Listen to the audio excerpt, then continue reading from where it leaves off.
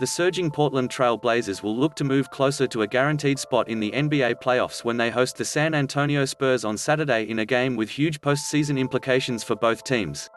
The game will be the second of a back-to-back for both the Trail Blazers and the Spurs, who both won their respective contests on Friday. The Trail Blazers have a full head of steam after outlasting the shorthanded Los Angeles Lakers 106-101 on Friday to capture their second straight game and record their sixth win in their past 7 outings.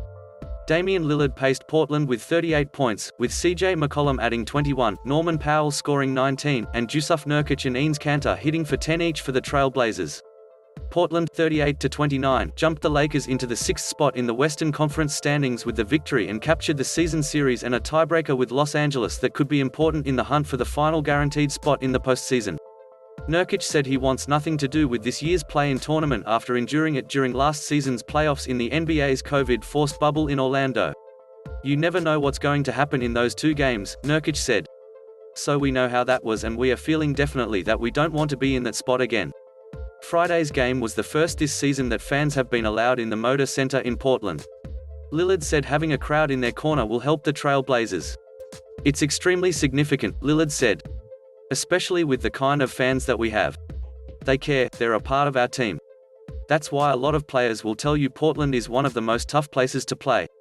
Portland is just a game behind the Dallas Mavericks for 5th place with 5 contests remaining. The Blazers will play their final 3 games against teams that are ahead of them in the standings, so they can't afford to take San Antonio lightly." The Spurs head to the Pacific Northwest after a crucial 113-104 win against the Sacramento Kings on Friday. The victory snapped a 5-game losing skid for San Antonio, 32-34, which moved its magic number for clinching the 10th spot in the Western Conference standings and the final position in the 7-10 play-in tournament to 3 with 6 games to play. DeMar DeRozan scored 25 points for the Spurs in the win, with 18 of those in the first half. Dejounte Murray had 22, and Lonnie Walker IV and Keldon Johnson hit for 16 each for San Antonio. 8 of Walker's points came in the final 3:03 of the game as the Spurs cemented the win. Walker got the start on Friday but was more excited about being on the court in crunch time.